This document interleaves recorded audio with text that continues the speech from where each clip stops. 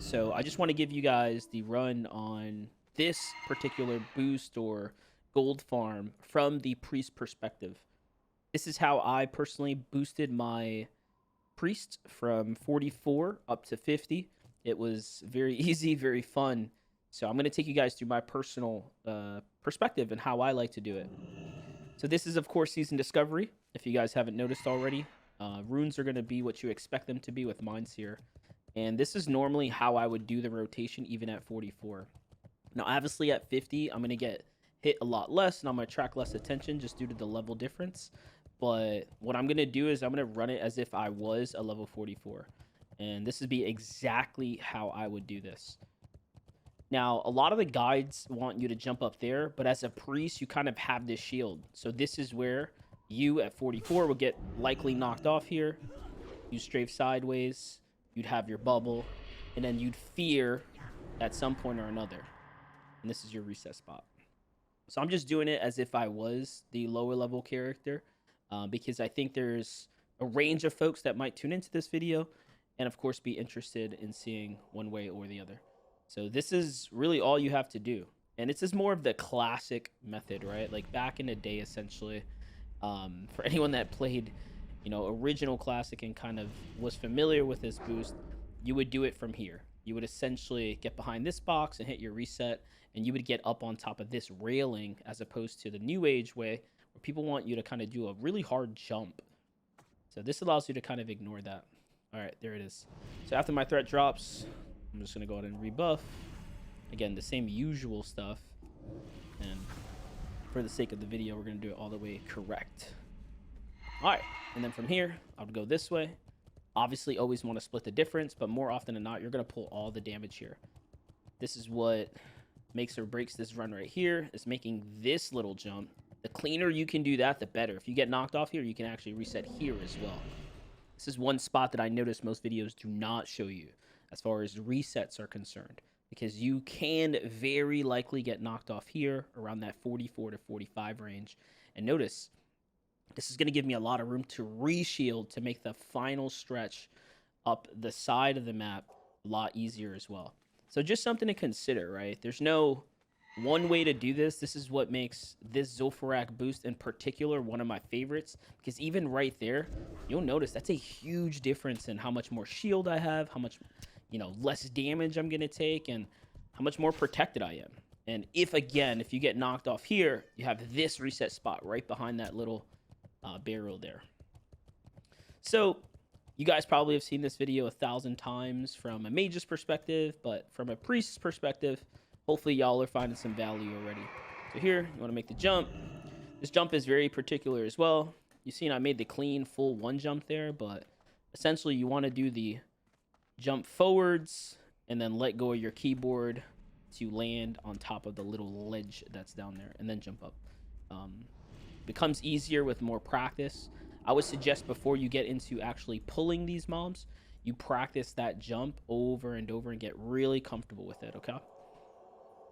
So while we wait here, I'm going to go ahead and just show off my gear really quickly. Right now I'm in full on Blood Guard 7 out of 7 rank 7 set.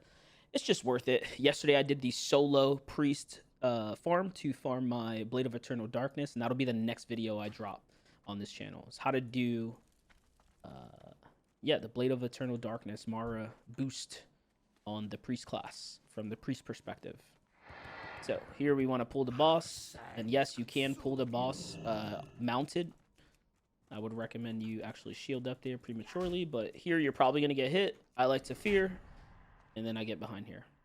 Again, this is the standard way you pull this room here. And another tip, of course, is to make sure when you're pulling these graves, you're trying to unlock them from as far back as possible. So you want the graves behind you before you open them. Hopefully I didn't actually miss any of these. These look like they could still be opened.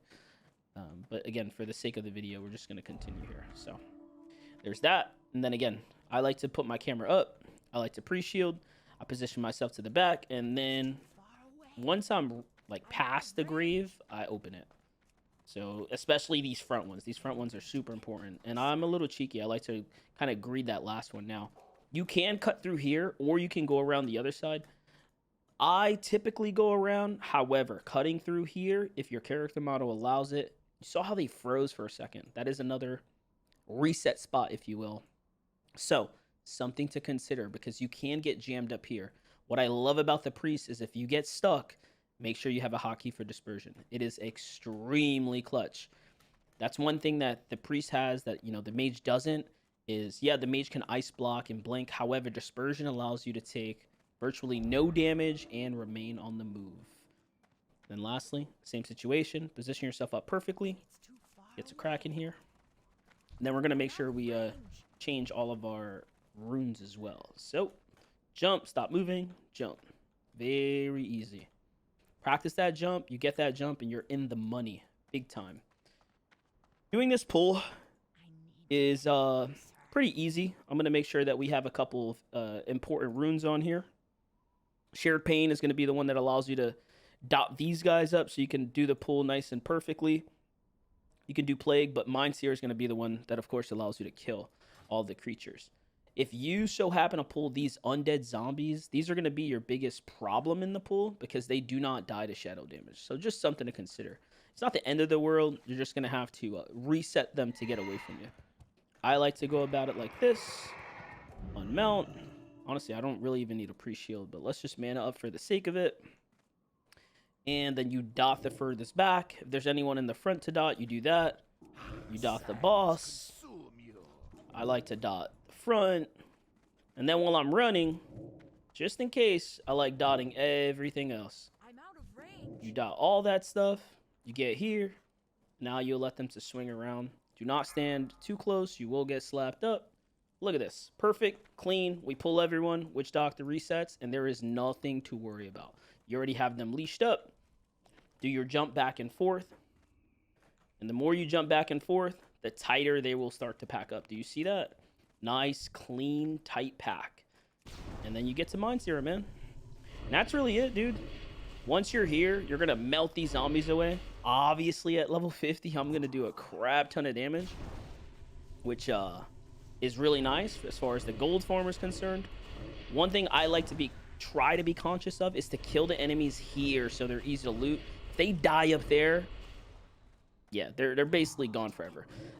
So do keep that in mind. What I'm going to do is I'm going to pack them a little bit tighter because you can see they're already about halfway HP from some of the other dots and whatnot. And let's just go ahead and get them right here. So, you know, I'm not going to have an issue with mana due to this nice Eternal Blade of Darkness, dudes. So good for farming.